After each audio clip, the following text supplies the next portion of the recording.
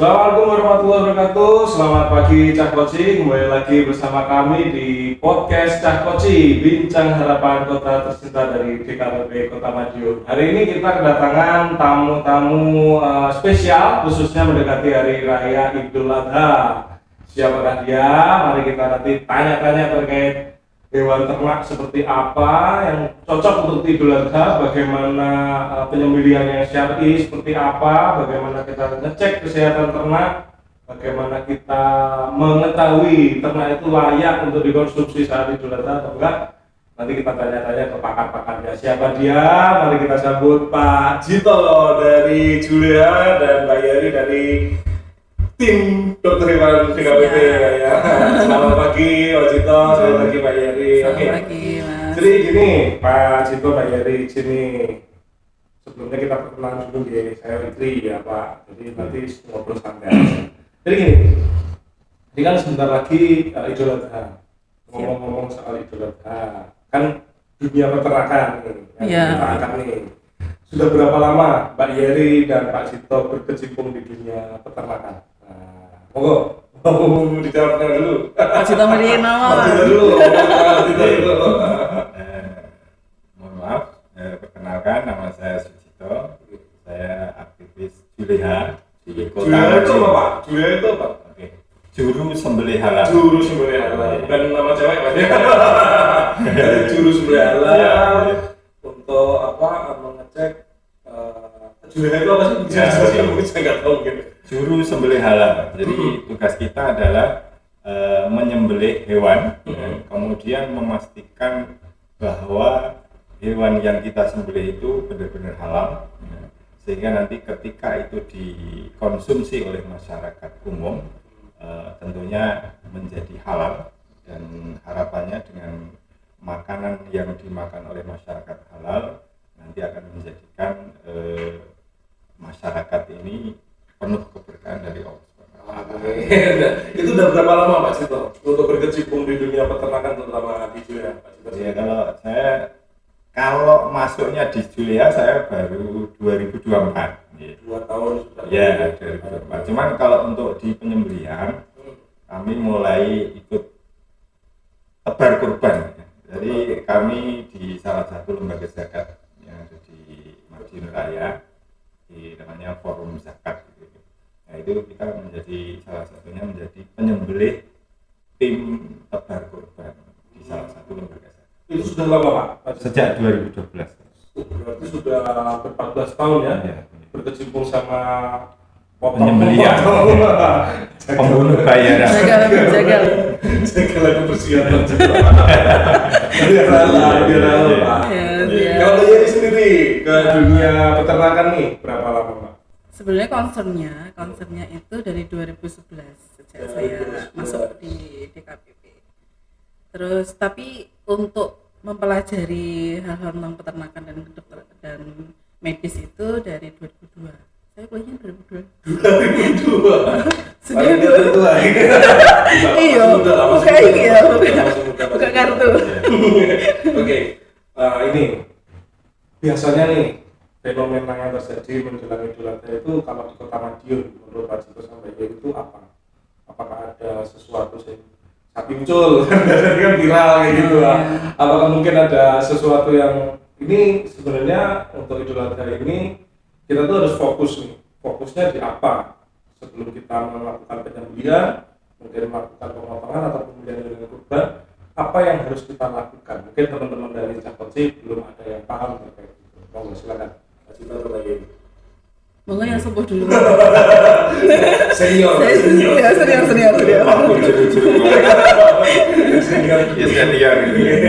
Ya, gitu. Jadi kalau kasus-kasus ya seperti itu pasti ya, jadi 1-2 pasti ada. Maka kami dari tim Julia Kota Madiun itu hari ini kita termasuk nanti malam ya, kita mengadakan sosialisasi manajemen kurban, sehingga kami kemarin juga mengadakan bersama dengan DKPP, kemudian MUI dan DMI kemarin mengadakan pelatihan. Itu salah satunya memang untuk meminimalisir risiko kejadian-kejadian yang tidak kita inginkan selama kurban nanti. Biasanya kejadiannya apa sih Pak? Biasanya Ya. menjadi disorot gitu, oh ini nggak sesuai nih apanya gitu. Ya rata-rata ujung-ujungnya adalah sapi ini stres. Gitu. Kalau nanti di DKPP kan di case rawan itu ujung-ujungnya nanti kalau tidak dikasih case rawan ya, kesejahteraan hewan yang bagus, nanti hewannya stres, nah mengakibatkan tadi sing sapi ujen, tali ini pedot, nah itu nanti jatuhnya di situ. Oke, berarti lebih ke arah bagaimana kita manajemen ternak sendiri. Ternak ya, dalam, sebelum dalam skup musola dari Pak. musola atau masjid. Masjid. Jadi kalau seperti nanti malam kita di masjid dekatnya Pak Edi, di Sutono, Banjarnegara. RPH Lawangan. Itu nanti malam kita sosialisasi di masjid. Manajemen kurban itu. Jadi salah satunya yang kita tekankan memang bagaimana ketika sapi datang, nek iso satu hari atau katakanlah hari ini disembelih, ya, maka kemarin sore sudah harus datang sehingga sapi sudah bisa beradaptasi, kemudian diperlakukan dengan baik atau kesejahteraan hewannya dijaga sehingga nanti pas hari H penyembelihan tidak stres. Kalau Mbak Yeri sendiri, Kalau dari segi medis itu sebenarnya dari datang itu harus sudah terperiksa ya secara kesehatannya. Jadi status kesehatannya seperti apa. Terus kalau misalkan ada yang bergejala sakit itu harus diapain, harus diberi perlakuan apa, harus diisolasi dulu atau tidak itu.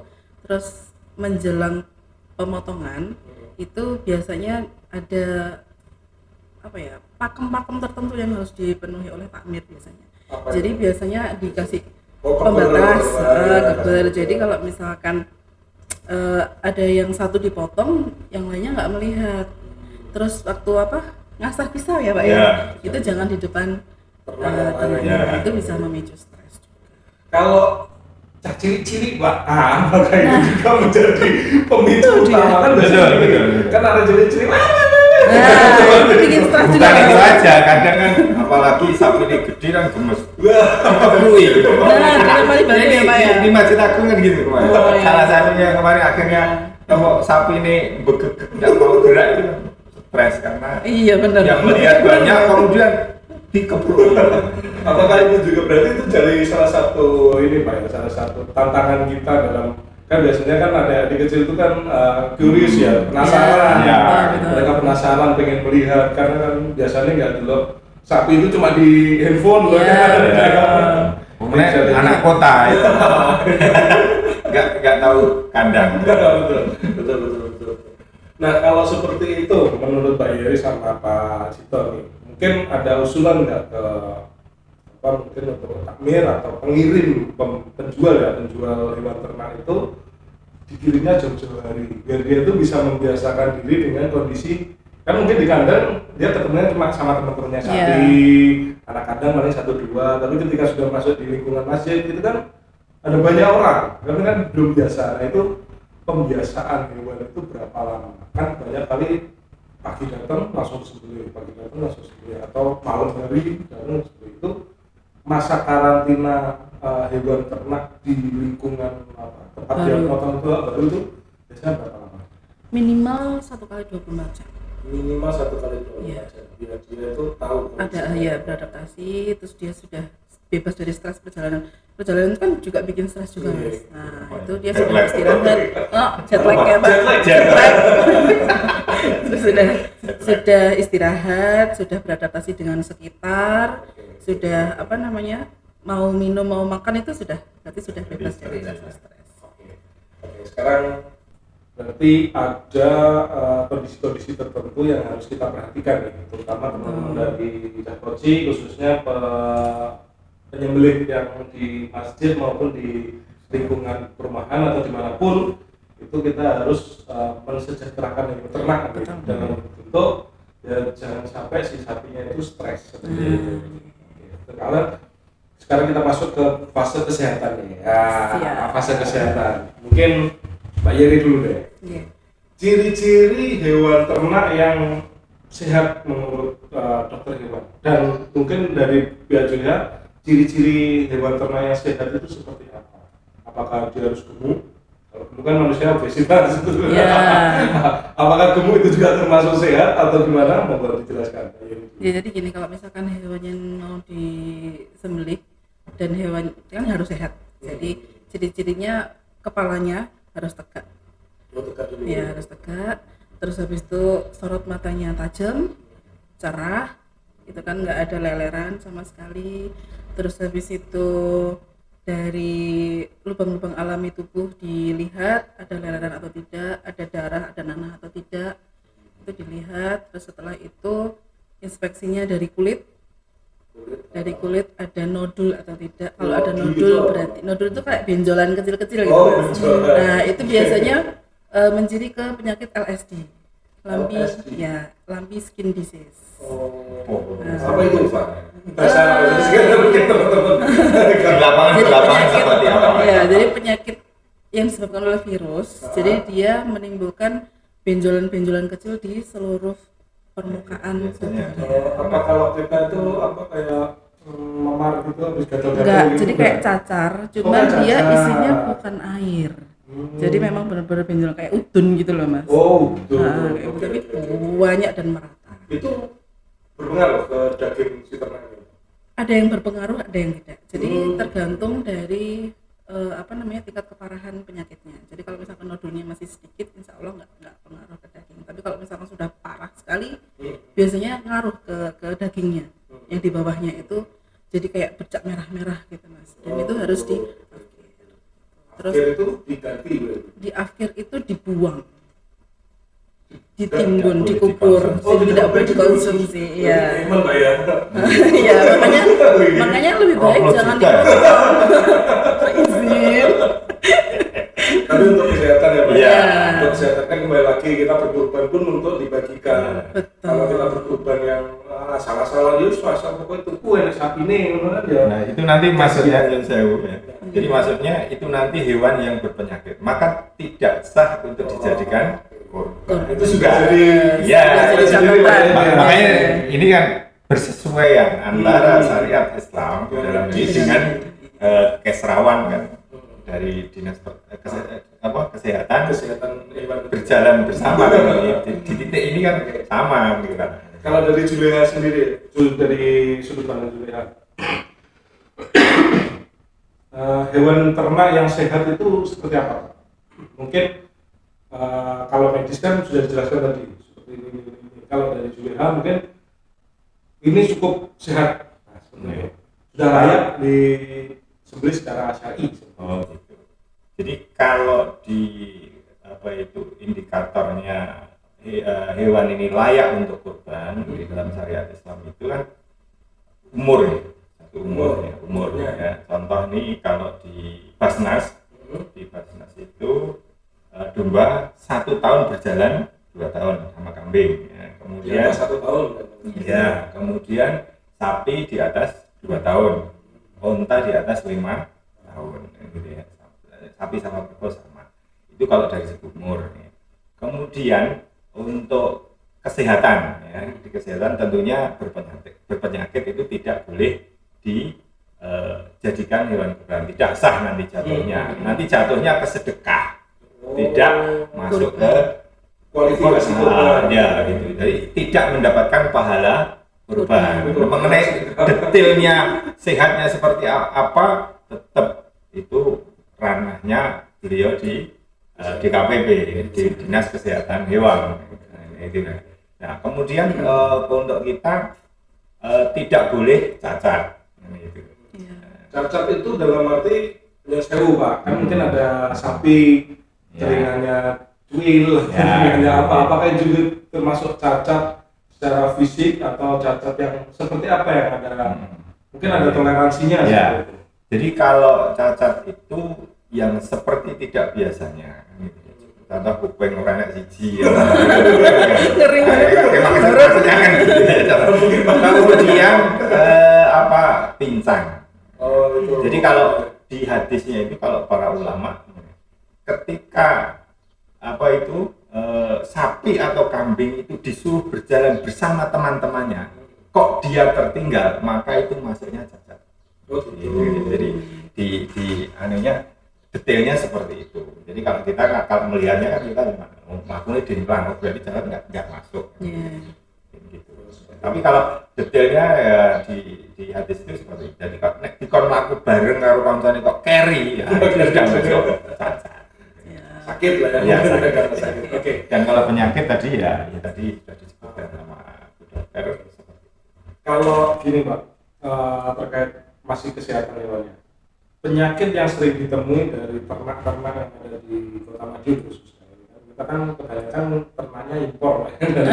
Impor banget. Impor lah dari kabupaten. Naturalisasi. Pak, sepak bola ya. Itu kurang wonge. penyakitnya kebanyakan itu apa sih? Secara antemortem atau postmortem? Yang sebelum Yang Mas Lian antemortem. lihat pas waktu Sebelum. datang Ya. penyakit yang biasa ditemui apa, sama ketika setelah Dipotong pemotongan, apa? nah itu penyakit yang ditemui apa biasanya? Nah, kalau misalkan secara antemortem yang sebelum disembelih itu biasanya kambing-kambing yang di lapak-lapak itu ya Mas, Iya. kebanyakan itu sakit mata, Maka itu pink eye. Habis itu pilek, batuk pilek gitu, demam gitu. Kalau misalkan sapi biasanya ada yang indikasi ke LSD, ya terus sama PMK biasanya. Ya, jadi Itu kayak yang filler ada sebelum isinya. pemotongan itu Ya dikasih sebelum gitu. pemotongan. Kalau sesudah pemotongan biasanya kita ada temuan ini paru-parunya ada nodul. Itu yang flag itu. Iya, ada perkejuan Mas. Jadi kayak itu dia Katanya rokok gitu. jadi TBC bisa. Iya. Terus kalau hati itu biasanya ada cacing. Selain itu ada kayak apa namanya nodul-nodul kecil juga. Jadi kayak bintil-bintil kecil kuning putih kekuningan itu biasanya hepatitis. Hepatitis. Itu dari pihak DKPP biasanya rutin juga Pak, untuk keliling ke masjid. Kali saya dapat info katanya DKPP nanti setelah proses pemotongan ada tim yang keliling di Kota Madiun gitu ya Pak ya, untuk mengecekkan. Oh iya, Oh, iya. gitu. Oh. Kita tiap tahun kebetulan tidak pernah libur waktu kurban. Tidak pernah Tidak libur, pernah libur, ya, catat tidak ya. pernah libur. Tambahnya jangan lupa. Garis bawah ya Pak. Karena selalu memantau mengawasi apa namanya kegiatan pemotongan korban itu di wilayah masjid, salah RPH juga. Tapi kebanyakan sih Mbak, dari selama ini yang terjadi di Kota Madiun itu kasus-kasus seperti itu dari ketika waktu hari-harinya itu masih banyak atau cuma sebagian aja? Kalau Berapa persen? trennya dari tahun ke tahun sebenarnya menurun sih Mas. Belum menurun ya. Iya. Jadi tingkat kesehatan hewannya jauh Iya, lebih membaik jadi ya. mungkin kita kalau misalkan tahun ini, Pak ini ada cacingnya. Jadi kalau misalnya mau beli sapi atau beli kambing jangan yang kurus, jangan yang jegrik. Pilih hewan ternak yang lumayan gemuk. Misalkan nggak terlalu kurus gitu loh Mas. Itu kan biasanya indikasinya ke cacingan. Terus akhirnya mungkin teredukasi pilih ternaknya yang Berarti kondisi masyarakat pun sekarang juga Sudah teredukasi iya, dengan teredukasi. pembelian ternak yang jauh lebih baik dari Iya. tahun sebelumnya. Oke. Terus ini Mbak, kalau masyarakat pengen beli sapi atau kambing, nah, tips sederhananya, maksudnya dari lihat, oh api kayak, nah itu gimana? Itu dari lihat, api, karena seperti itu mungkin ada tips nggak? Mungkin dari Pak Cito nanti bisa dijelaskan juga oke. nanti. Ya, Jadi SKP. kalau iya sama ya Pak ya. Sama. Jadi secara BCS 3 ke atas. Apa itu Pak? Body Sing bahasa Indonesia mau. body condition score Oh gitu gitu. ya. Jadi Bahasa kalau Indonesia misalnya ada. tingkat kegemukan lah ya. Oh, tingkat kegemukan. Nah, ya, jadi kalau satu tuh benar-benar tulang ininya menonjol semua, iganya menonjol semua, pelvisnya juga menonjol. 2 itu agak ketutup dikit, 3 itu agak lumayan ketutup, 4 itu sudah full, 5 gemuk sekali. Jadi kalau milih yang 3 ke atas. Terus secara kulit itu halus, mengkilat. tidak nyegrik, tidak ada keropeng, tidak ada gatal, tidak nodul. Baru nanti kita lihat yang terkait matanya. Iya, lubang-lubang terus juga ya tadi. sendi motoriknya itu jalannya normal, tidak pincang. Kalau Oke. pincang harus dilihat kukunya, ada PMK-nya enggak ini. Oh, gitu. Nah, terkait ngomong PMK, pernah nggak Mbak Yerin menemui hal itu? Kebetulan kalau saya sendiri Oke, waktu hari H itu. belum pernah. Oh, belum pernah. Berarti Tapi mungkin yang di teman-teman yang lain pernah terlaporkan ini ada indikasi PMK, dilihat dari lidahnya biasanya mukosa Oh, gitu. mulut itu ada nodul-nodulnya, ditemukan nodul. Nah, menurut Pak Cito, ketika sapi itu kan ya itu tadi Pak ya, wah baterai terus kadang dipotong kan, Iya. kan kita nggak tahu Pak nih, ketika kita belum potong kan kita nggak bisa melihat nih apa seperti itu. Nah, apakah bisa disebut hewan itu sebagai hewan kurban juga atau mungkin disebutnya lain gitu? Kan kita nggak tahu Pak seperti Iya. apa.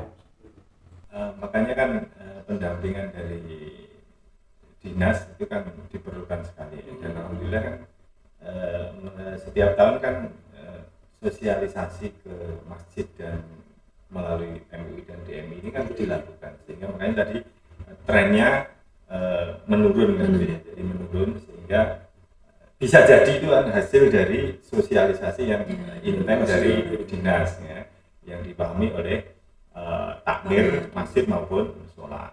Kemudian mengenai hal itu, tentunya kalau di kita harusnya terutama takmir atau panitia kurban itu dari awal sudah tahu. Kalau PMA jelas mudah, Iya. istilahnya Mengidentifikasinya. mengidentifikasinya kan lebih mudah kalau PMK lah ya. Sehingga saya yakin pernah kejadian juga sih, teman saya itu beli satu, kurang seminggu di video itu sudah lemes ambruk sekarang. Itu sudah ya nggak jadi, ada ya wis 19 juta. Tapi kan ya nggak bisa. Daripada kita memaksa Ya, untuk membahayakan warga ya, kan nanti tetap beresiko. Ya. Kan, makanya mengenai apa itu kriteria hewan kurban yang baik ini memang panitia dan takmir masjid dan musola itu harus betul jeli. Karena kembali lagi panitia atau takmir masjid itu kan wakil sohibul kurban. yang terdekatnya Ya, jadi yang katakanlah saya berkorban mengamanahkan kepada jenengan sebagai panitia ya, panitia atau takmir ya. Nah, itu maka jenengan kan harus memastikan, apalagi kalau sampai belinya diserahkan ke panitia itu kan, ya, makanya nggak bisa ya menggandeng DKPP katakanlah. Ya, ini nanti untuk ngecek betul kalau hewannya datang disuruh ngecek secara kesehatan bagaimana, sehingga nanti benar-benar kita mengeluarkan dana untuk kurban ini benar-benar nanti bisa kurbannya diterima oleh Allah Subhanahu wa taala. Kemudian ketika itu dibagikan ke masyarakat itu betul-betul bermanfaat, sehingga tidak menyebabkan penyakit di masyarakat juga kan. seperti itu kan seperti itu. Gini, terkait kesehatan juga, apakah pakan yang ada itu juga menjadi salah satu indikasi penyakit dari ternak? Kan biasanya kalau di kandangnya dia, di rumahnya dia yang asli itu mungkin pakannya terjaga pakai gitu. Ketika nyampe sini, wes pacone godhong pelem, pacone godhong jambu, pacone godhong pisang. Untuk makan seadanya kan biasanya kan seperti itu Mbak. Iya. Jadi, apakah itu juga diperbolehkan dan apakah itu menjadi salah satu harusnya seperti ini Pak Mir seperti Iya. itu dalam merawat hewan ternak yang mau dipotong? Mungkin Mbak Yuri atau Pak. Kalau dari masjid musola ya biasanya mas, itu sudah pasti dikasih pakan sih mas. Lagi maksudnya pakannya kan biasanya kan ada yang kurang Iya. terus yang penting godong misalnya godong ya. Yang penting ini air, airnya air. ad libitum, iya. Yang saya biasanya kalau itu penjualnya itu bagus, Iya. itu dari sana biasanya digawani mas. Oh di dibawa. Iya, dikontroli. Jadi biasanya kebiasaannya yang di sana apa katakanlah Oke. suket atau damen atau Oke. itu nanti akan ditaleke gitu biasanya itu dibawakan ya. Biasanya kalau yang logis gitu. Jadi saya berapa kali di musola saya itu juga begitu. Sapi itu dibawain tameng. Itu apa jenis? Sabokok ya setengah bokok ya pokoknya sedikit ya kira-kira kan untuk sore sampai pagi kan gitu. Itu kalau yang Makan, apakah makan yang hari ini dimakan dia itu sangat berpengaruh sekali itu? Maksudnya bisa nggak ada pengaruh drastis? Kan kayak kita manusia kan, Ya. nggak biasa makan sambal, malamnya makan sambal, besok kan otomatis langsung ngaruhnya sakit perut. Gitu. penyakit sih Mas ya. Jadi kalau misalkan dia kurang makannya kurang cukup, otomatis kan daya tahan tubuhnya turun. Itu penyakit mudah masuk. Oh gitu. Iya. Yang penting makan cukup. Iya, makan Apapun cukup. daunnya, Air yang minum. penting cukup. Yang penting mau makan. Itu juga termasuk salah satu ciri-ciri hewan yang sehat, Pak. Iya, Doa makan, makannya minumnya bagus. Oke, siap. Nah ini, terus saya mau nanya terkait proses penyembelihan. Mungkin Pak Cito Pak. Iya. Nah, syarat penyembelihan hewan yang baik dan benar itu apa saja? Menurut syariat Islam. Oke. Kalau syarat nanti bahwa hewan sembelihan setelah disembelih itu halal adalah itu nanti ada syarat orangnya dan hewannya tadi. Syarat orangnya juga. Orangnya, penyembelihnya. Oh penyembelihnya, bukan dia. Penyembelihnya. Kurban. Penyembelihnya. Jadi, ya, makanya salah satu yang dilakukan oleh Pemkot kemarin memberangkatkan 62 orang, 62 orang untuk ikut pelatihan sampai serkom itu salah satunya memastikan sembelihan halal sembelihan di Kota Madiun ini nantinya insya Allah dipegang oleh teman-teman Juleha sehingga nanti sembelihan di Kota Madiun bisa halal kan, untuk mendukung program kota wisata halal Madiun ini. Maka salah satunya indikatornya seorang Juleha itu adalah satu beragama Islam. Kemudian ibadahnya bagus, melaksanakan sholat, melaksanakan sholat. Saya belum bisa, Ya. masih bolong-bolong. Tahu sih maksudnya, tahu sih. Pengakuan dosa Pak, saya nggak mau mungkin Pak. Iya, Saya mau pengakuan. ini buka wadi. Kemarin wakai. Jadi memang syarat Julia ini kan menurut SKKNI, Standar Kompetensi Kerja Nasional Indonesia, itu adalah Muslim, kemudian sholat. Nah, itu. Kemudian itu di SKKNI. Kemudian di syariat Islam sendiri, itu memang salah satu syaratnya harus Muslim, berakidah lurus, kemudian sahihul ibadah, jadi ibadahnya benar, maksudnya melaksanakan sholat. Ya, itu untuk dari sisi penyembelih. Ya. Kemudian nanti harus mengucapkan Bismillahirrahmanirrahim. Kemudian yang harus terputus dari hewan sembelihan itu ada 4 saluran. 4 saluran, bukan Iya. 3 Pak. Karena waktu dulu 3, tapi ini sebetulnya 2. Arteri dan vena Bu. Ya. Jadi ada hulkum dan mari. Jadi saluran pernapasan sama saluran makan. Kemudian saluran darahnya ada 2 lagi. Oh, dipisah. Arteri dan vena kan di sebelah kiri dan kanan. Jadi 4 saluran ini harus terputus. Itu untuk syarat halalnya hewan sembelihan. Kalau yang ruminansia, tapi kalau unggas hanya 2 saluran. Itu sudah termasuk insya Allah halal Pak. Halal, itu masuknya di halal. Kemudian tadi nanti namanya kalau di Islam ada namanya ihsan terhadap binatang. Ihsan terhadap binatang. Masuknya nanti di dinas kesehatan adalah kesrawan kesejahteraan Oh, kesejahteraan tadi yang bagaimana cara kita memperlakukan hewan ternak itu secara sejahtera biar dia itu merasa nyaman, tenang, dan pasti tidak berhutang sebetulnya. Dan jangan lupa, jadi tadi kalau dari penyembelihnya harus tadi Muslim, kemudian sholat, kemudian terputus empat saluran tadi, dan jangan lupa yang disembelih adalah hewan zatnya harus yang memang halal. Maksudnya babi meskipun disembelih secara halal ya ora jadi halal, tetap haram gitu loh Pak, maksudnya. ngapunten, terkait yang zat ternak yang dibeli itu, karena ada beberapa mungkin di luar sana nih, nggak di Indonesia, tapi di Indonesia ada beberapa sih ya. Iya. Ternak rusa, Pak. Apakah rusa itu juga bisa disebut sebagai hewan kurban seperti itu? Kalau di literaturnya tidak bisa, karena di situ ruminansia yang masuk hanya domba, sapi, kerbau, sama unta. Jadi kalau rusa tidak pernah ada contoh dari di agama Islam. Jadi teman-teman jangan bikin ide. Rusa dilindungi guys. Prolelu kan. Iya. Wes berkaki empat, ya ternyata kelinci. Kan gak lucu ya.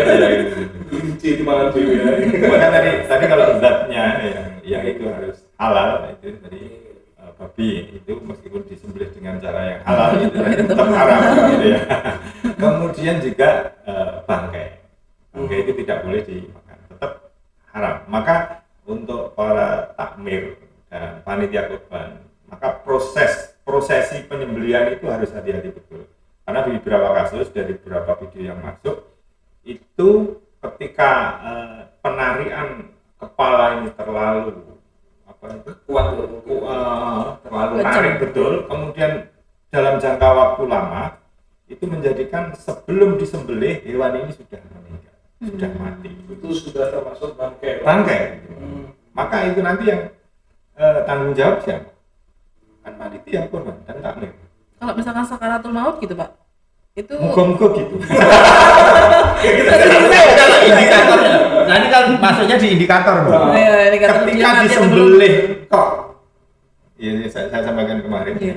Jadi darahnya kok kehitam-hitaman, kemudian hanya metu saksoran, Iya. itu berarti sudah. Seperti itu Pak. Kalau Ibu Wiri sudah tahu ya, jadi ketika disembelih seret, kalau memang dia hidup kan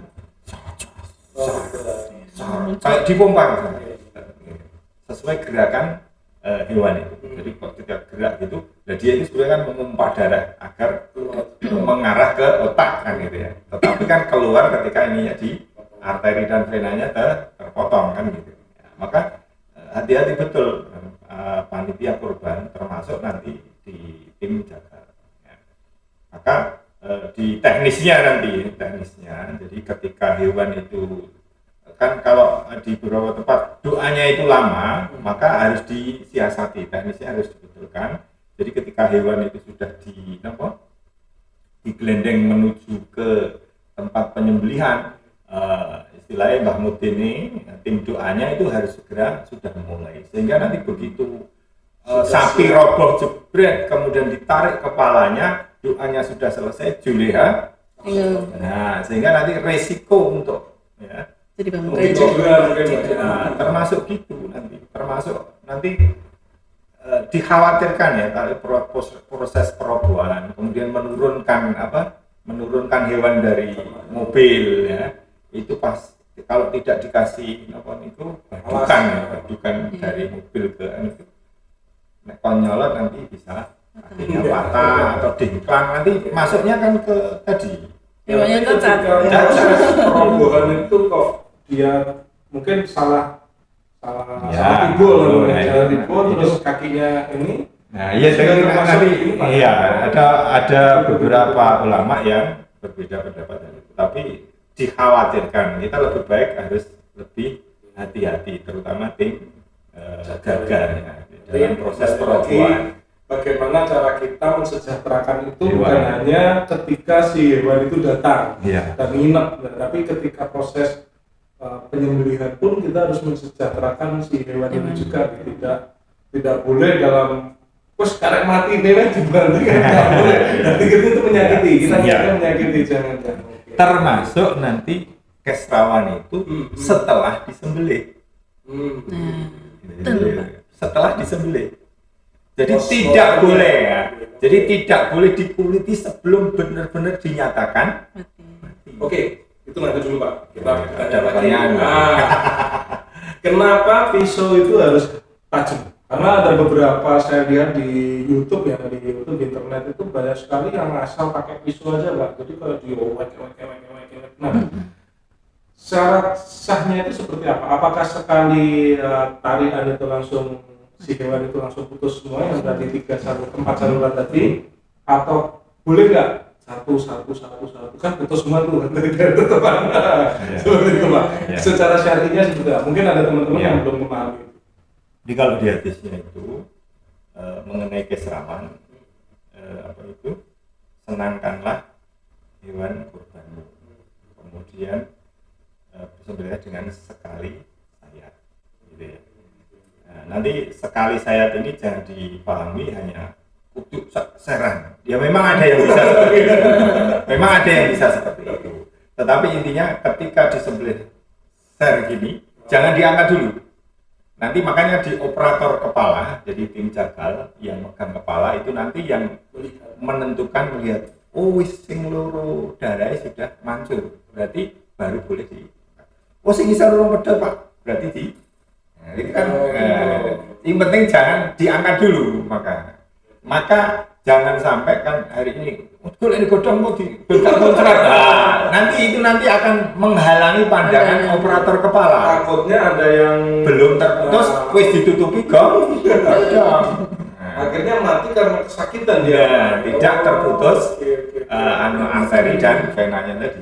Nah, nanti jatuhnya ketika proses semua keserawan tadi, termasuk setelah penyembelihan yang tidak boleh dikuliti, kemudian dipotong kepalanya sebelum status kematiannya mati betul, itu nanti jatuhnya ke dagingnya tidak aso.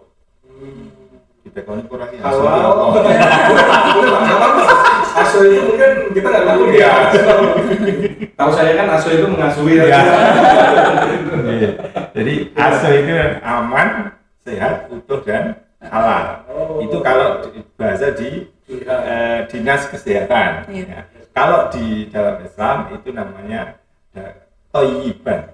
Oh, itu makanya daging yang baik. Nah, halal itu karena tadi sing nyembelih muslim dan sholat, kemudian terputus 4 saluran itu, dan sebelum menyembelih mengucap bismillah Allahu Akbar, maka itu jatuhnya halal. Gitu kan? Nah, belum masuk ke thayyiban. Ya, semua keserawan baik sebelum maupun pas penyembelihan maupun pasca penyembelihan sampai ditetapkan status kematiannya, maka itu nanti akan mengarah kepada daging yang kasur tadi atau thayyibah.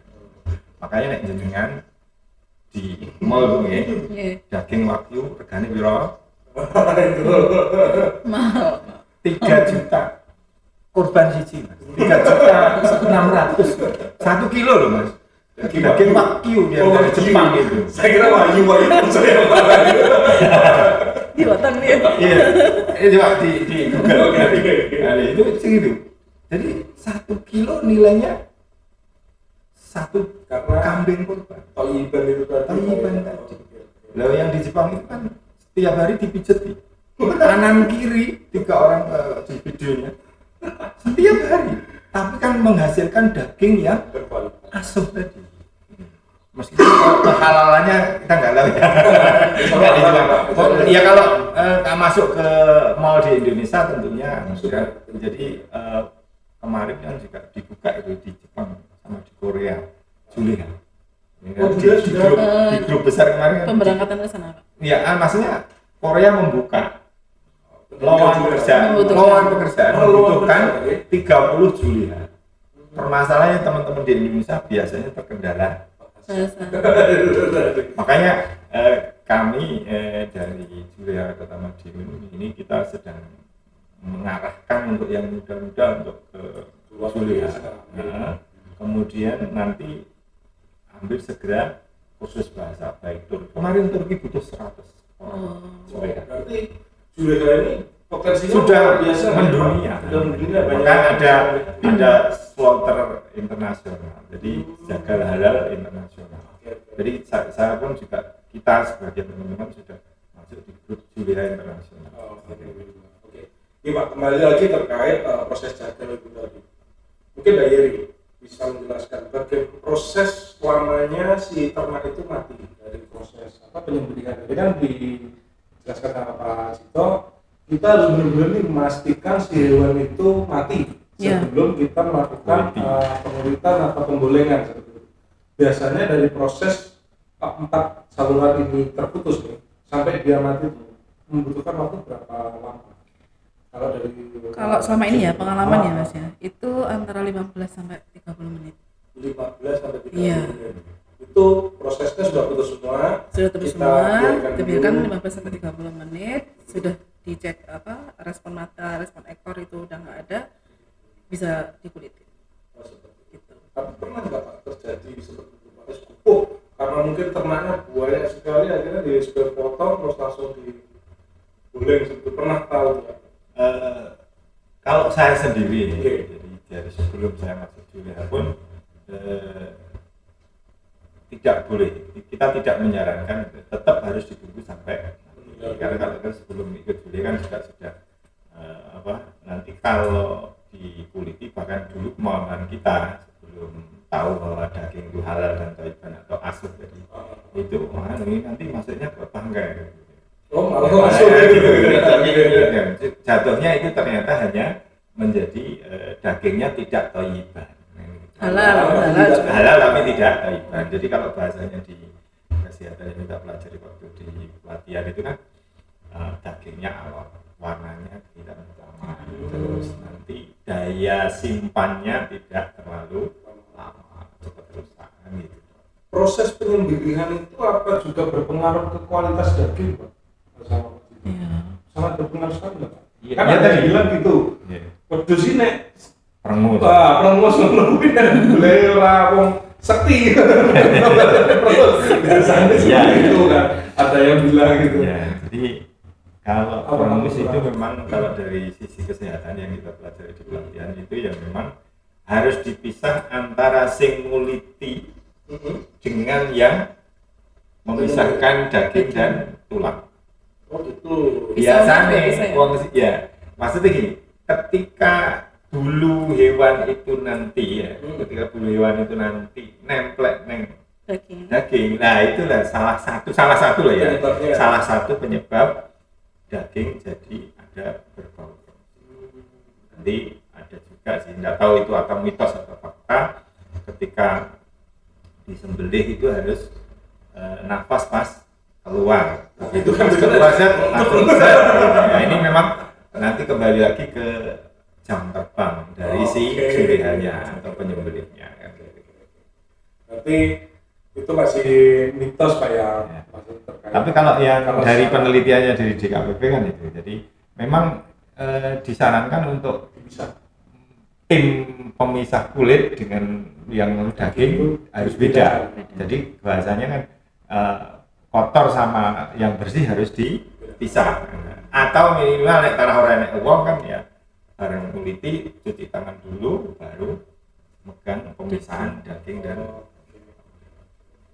nah ini Pak, beberapa kan ada seperti yang Pak Cito tadi jelaskan, ada beberapa yang menyebabkan si daging itu tidak halal sama thayyiban. Nah kalau di Kota Madiun sendiri Pak, pernah yang sering terjadi kesalahan saat menyembelih itu apa? Menurut Pak Cito yang ini salah dari pihak POV-nya Julia mungkin ya, ini salah, seharusnya seperti ini yang harus kita berubah. Nah itu apa saja sih Pak kesalahan-kesalahan yang biasa ketemu di Kota Madiun?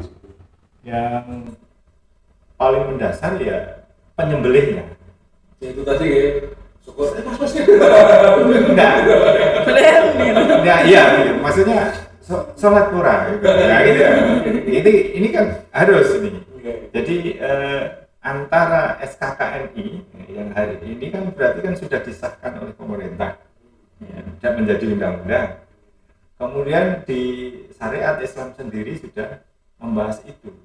Jadi intinya hukum negara juga sudah mengatur itu, hukum agama juga mengatur itu. Maka jangan sampai teman-teman sahibul korban yang berkorban itu sudah mengeluarkan uang 3 juta per orang katakanlah, atau kambing 2 juta atau 3 juta, dan yang biasa berkorban itu ini ya sholat berjamaah di masjid, ya kadang pengajian.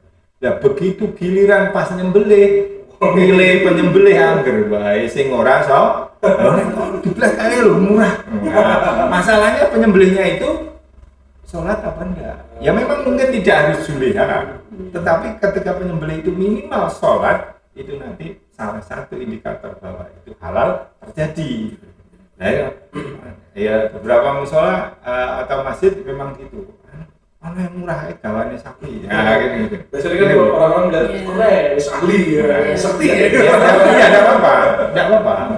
Tidak harus juleha memang, tetapi syarat tadi ya beragama Islam, kemudian beribadahnya sahih benar atau sholat tadi itu harus dilakukan. Mengenai doa yang panjang itu tidak apa, minimal ya Bismillah. Karena raisa ya Bismillah itu sudah menjadikan halal. Maka permasalahan di sini yang pertama untuk tadi biar halal tadi ya yang terjadi di masyarakat seperti itu. Maka pemilihan penyembelih ini harus takmir sebagai atau panitia sebagai wakil sahibul kurban harus memilih. Kalau tidak memilihnya tidak tepat kan jatuhnya itu kan ada ketiga empati ya gitu. Makanya sosialisasi ke masjid-masjid akan kita lakukan. Ini mendekati ini kan kurang seminggu lagi ya. Ini Empat hari kan? 4 hari lagi nggak ada seminggu berarti ya. Ini berarti DKPP sama Julia sudah mulai persiapan terus nggak? Ini saya dari tim kami untuk ke masjid-masjid ini nanti malam. Ini kita ada di 5 tempat sampai 5 titik sampai hari Selasa. Takbir berarti malam takbir. Siang. Selasa siang. Malamnya kita sudah tutup. tutup. Maksudnya persiapan besok. Persiapan besok. Berarti kalau malam itu baiknya mempersiapkan si pisaunya itu waktu malam hari seperti itu Bang. Atau pas mau. Ini sudah kita siapkan. Rata-rata teman-teman sudah menyiapkan sudah. Oke. Di sini suka bikin blending. Iya. Kalau di tim kami kemarin Julianya sudah kita verifikasi dari 15 orang tim kami. Ini sudah kita kumpulkan. Kemarin kita validasi pisaunya, baik pisau utama maupun pisau cadangan. Kenapa harus ada cadangan? Karena di beberapa video dengan lihat patah di waktu. Nah, ini maka harus ada pisau cadangan satu. Julia. Oke. Ini kan tadi prosesnya. Nah, sekarang kita bahas ke pasca penyembelihan. Apa namanya Mbak? Postmortem ya? Postmortem. Nah, postmortem itu biasanya nih dari pihak Dr. Iwan Keswan kan, itu yang dilihat apanya dulu waktu postmortem itu. Jadi bisa menentukan ini tidak layak, ini layak, ini tidak. Kita lihat daging. Daging dulu kan yang kelihatan daging dulu Mas. Harus dikulitin.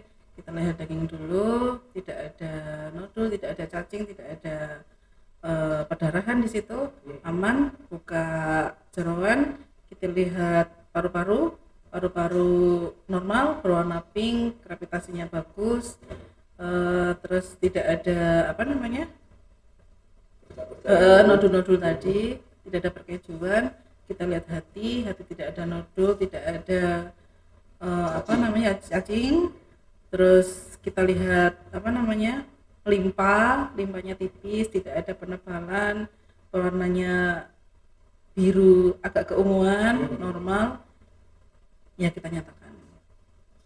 Layak untuk dikonsumsi. Kalau dari ini waktu di daerah kepala itu mungkin ada ciri-ciri tertentu. Kalau kepala kita lihat lidah, mukosa mulut ini ada nodul atau enggak. Kalau misalkan ada nodul, ada lesi, berarti dia mengarah ke PMK. Jadi kalau misalkan ini ditemukan PMK, harus dibuang afkir atau bisa juga tapi direbus tapi lama. Jadi suhu 100 derajat Celcius selama 1 jam. Wah, teman Pak ya. Ya, itu direbus tadi kan boleh dimakan. Boleh. Karena direbus tadi boleh dimakan. Penyakit PMK itu bukan penyakit zoonosis sebenarnya. Oh, Bukan bukan. zoonosis. Bukan. Oke. Cuman takutnya itu menular ke ternak-ternak sekitar itu loh Mas. Oh, gitu. Kalau disembelih, dipaksakan disembelih itu. Soalnya kan ada air yang mengalir. Nanti Oh, takutnya ke sungai atau kemana menulari sekitar. Gitu. Di konsol. Ini Pak yang dikhawatirkan. Bagi-bagi. Oke, jadi teman-teman ya, dalam postmortem yang dijelaskan Mbak Yeri tadi, mungkin di daerah teman-teman yang mungkin ada di Jawa atau di luar, yang jauh dari dokter hewan, mungkin bisa dilihat tadi Mbak ya, Ya. dari jeroannya dulu. Jeroan. Jeroan dulu kita lihat paru-parunya, ada paru-parunya itu normal atau ada penyakit, ada flek dan lain-lain. Ada Kalau pakai itu celana dipikirkan aja, sudah nggak usah dikonsumsi Iya, aja. betul. Oke. Terus kita lihat hatinya, Ya. hatinya itu ada cintanya atau enggak? Cacing maksudnya. Ada cacingnya apa enggak? Kalau ada cacingnya mending dipinggirkan dulu. Di akhir. Terus apa terkait daging itu kita lihat apakah daging itu benar-benar sudah sesuai merah. Ya, terus hitam-hitam, tidak seperti ada itu. perdarahan, tidak ada apa namanya kelainan di situ Mas. Gitu ya. Ya. Berarti lebih sederhana postmortemnya ya. Jadi kita lihat Ya, seperti itu lebih nih, sederhana sudah cukup bisa melakukan pembolengan di Ya, tim yang lain. bisa didistribusikan. Kalau di dinas DKPP ini Mbak, berapa tim untuk yang ditugaskan untuk proses postmortem? 27 sesuai dengan jumlah kelurahan. 27, jadi Iya. satu tim satu Satu kelurahan. tim satu kelurahan. Masya Allah. Satu timnya berapa orang? 2. Jadi dokter sama para medis. Berarti itu keliling terus Pak itu? Iya. Satu kelurahan itu masjid-masjid Iya, itu betul. keliling terus. Oke, nanti bisa teman-teman nanti di info bisa nggak ya? Bisa. Ini masjid mana mungkin belum terdata atau apa? Bisa diinfokan ke dinas saja. Bisa sekali. Jadi teman-teman kalau masjidnya belum terdaftar di dinas atau mungkin ragu-ragu masjidku sudah terdaftar apa belum? Ya, Langsung di kontak diinfokan. di dinas saja nanti biar timnya tim meluncur ke sana. meluncur ke sana. Sebenarnya Sherlock ya. Sherlock Pak Parani. Hubungi nomor ini. Oke. Hubungi langsung ke dinas saja. Iya, Kontak personnya dan bisa hotline-nya. lewat sosmed, bisa Instagram ataupun lewat YouTube ini. Seperti itu. Biar kita sama-sama menghasilkan kualitas daging yang Ya. masuk tadi Pak ya. Tauhiban. Iya, Bukan pengawasan tauhid. jaminan. Semua terus. Enggak Tidak apa-apa. boleh, Pak. Alhamdulillah. Jadi dari saya, Oke. jadi keterbatasan dari tim kesehatan Iya. itu kan saya yakin tidak semuanya bisa tercover oleh tim Iya, Pak. kesehatan. Betul. Maka yang disampaikan ketika di pelatihan kemarin, itu kan nanti kalaulah setelah dari tim dinas kesehatan tidak ada di situ, kemudian ditemukan ternyata hatinya ada cacing itu nanti kemarin dari kan suruh menghubungi dinas sehingga nanti ini terus korban ini hewannya korban ini mau layak untuk dibagikan atau enggak, maka harus menghubungi itu. Maka dinas sosialisasinya memang diperlukan tentang antemortem ya. Itu postmortemnya juga itu nanti harus betul-betul di masjid maupun musola ke depan ya, itu lebih panjang waktunya untuk yang postmortemnya itu. Iya. Ya, kemarin kan dokter Zian cuma sekilas ya. Sedangkan yang untuk postmortemnya ini kan di lapangan dengan keterbatasan petugas itu kan tidak mungkin bisa istilahnya mantengi sitok-sitok dengan korbannya. Nunggu penyembelihan selesai itu kan lama ya. Ketika setelah kan biasanya kita hanya diambil sampel di beberapa tempat aman, alhamdulillah secara nanti kan secara survei sudah masuk. Nanti kalau teman-teman di takmir maupun musola maupun masjid menemukan penyakit yang tadi kelainan maupun paru-paru maupun hati, maka hubungi dinas biar dilihat apakah layak petugas untuk dibagikan atau tidak. Kalau cuma di foto aja Mbak, mungkin caranya jauh di foto. Ya, di foto bisa. Nanti di share ke Di dinas, video kan nanti ya? biasanya petugas langsung terjun ke lokasi. Jadi teman-teman nggak usah khawatir, tim Juleha sama tim DKPP standby. Standby, nggak pernah libur. Nggak libur-libur. tidur. Tapi kalau sudah ini waktu hari H pas terus dibayar, dipotong terus ya. Terus. Oke. Terus gini Pak, bagaimana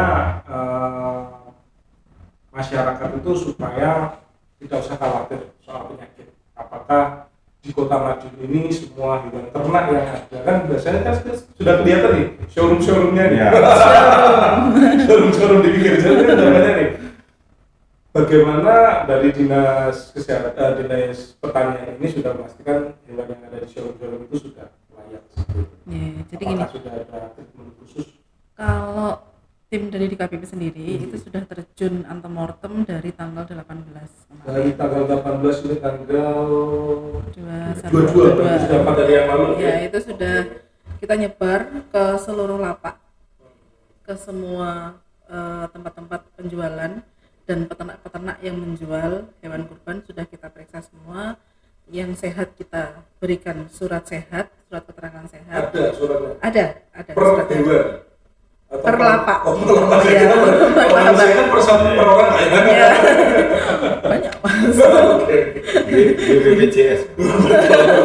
Kalau yang sakit sudah kita treatment. Oke. Kalau memang ini parah dan tidak bisa untuk sembuh, sembuhannya lama, terapinya lama untuk Tidak antibiotik, masuk kategori tidak, korban, iya, ya? tidak boleh untuk dijual sebagai hewan kurban. Oh, seperti itu. Jadi harus terapi dulu, sehat.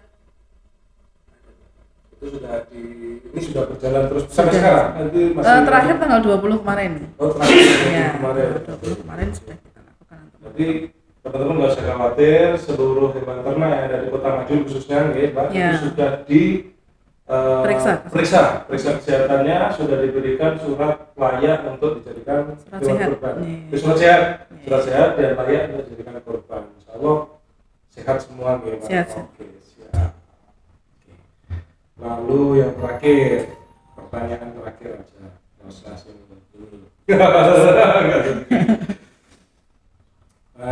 Pesan-pesan nih, pesan-pesan dari mungkin dari pihak Dr. Iwan sama pihak Julian. Pesan-pesan yang bisa disampaikan ke masyarakat, mungkin kalau Julian terkait proses penyembelihan dan pada kurban, nanti Mbak Yeri terkait kesehatan. Mungkin pesan-pesan terakhir, bukan pesan terakhir ya. Astagfirullahaladzim. Pesan yang bisa disampaikan ke masyarakat apa ya namanya? Terkait ini kurban Ya, ya. terkait diri lah Kak. Siap.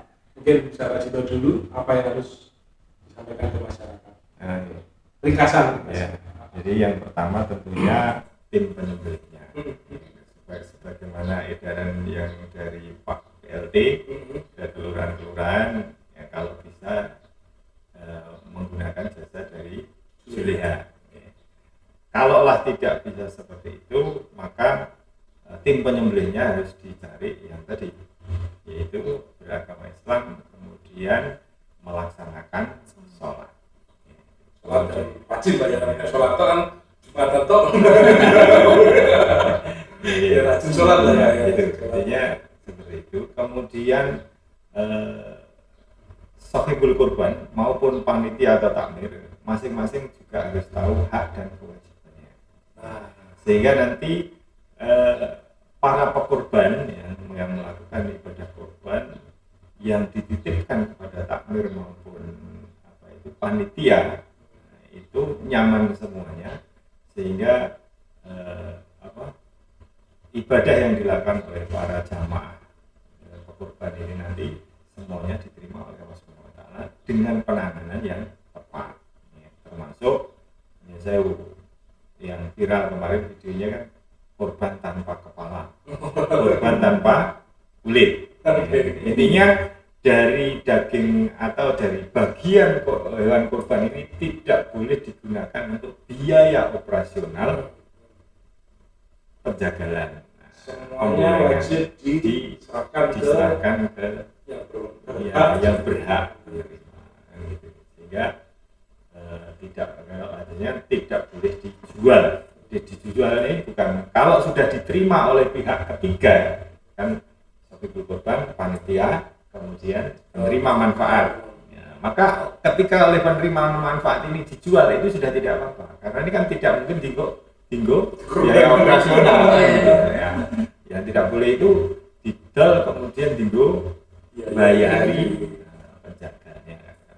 Jadi teman-teman harus lebih jeli lagi, terutama teman-teman dari Pak Mir, panitia dijeli bahwasanya kurban ini bukan sembarang ibadah Pak Mir. Iya. Karena ini kurban ini biayanya juga Mahal. lumayan menguras itu. Kalau niatnya sudah ikhlas di pengorban tadi, teman-teman setidaknya harus itu tadi menjaga amanah, terus bagaimana kita menjaga hewan itu supaya tetap halal dan thayyibah, yang terakhir supaya semuanya aman, sehat dan seperti itu. Baik, kalau Mbak Yeri mungkin ada pesan-pesan untuk masyarakat. Oke. Masyarakat. Jadi untuk pengorban, carilah hewan kurban yang sehat, gemuk dan layak untuk dijadikan korban, yang sehat juga. Terus perlakukan hewan kurban dengan manusiawi, jadi dikasih makan yang cukup, dikasih air minum yang cukup. Lalu setelah dipotong, selama proses pemotongan usahakan hygiene sanitasinya di tempat pemotongan juga dijaga, jangan sampai terkontaminasi pasir, debu, keringat atau cairan-cairan dari batuk pilek gitu ya, dari petugas itu harus dijaga. Kalau misalkan sakit lebih baik tidak usah menangani ya, jadi panitia. Terus setelah jadi produk daging itu yang siap diedarkan, kemaslah produk itu menggunakan plastik yang food grade. Ya, jangan kresek hitam. Soalnya kresek, soalnya itu bukan peruntukannya untuk makanan. Gitu. Jadi itu aja sih mungkin Mas.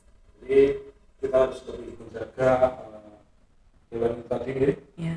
baik dalam proses pemilihan, terus proses pemotongan, sama pasca pemotongan kita harus juga pastikan organ-organ atau produk yang dihasilkan dari korban ini semuanya memenuhi syarat halal dan thayyibah tadi, ya, supaya bisa dikonsumsi masyarakat, membawa manfaat seperti yang dijelaskan tadi.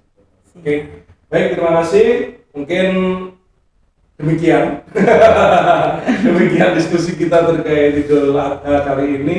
Semoga di Madiun nggak ada yang viral lagi ya. Semuanya sehat ternaknya, sohibul kurban namanya diterima semua, panitia tidak ada halangan, tidak ada masalah, sampai nanti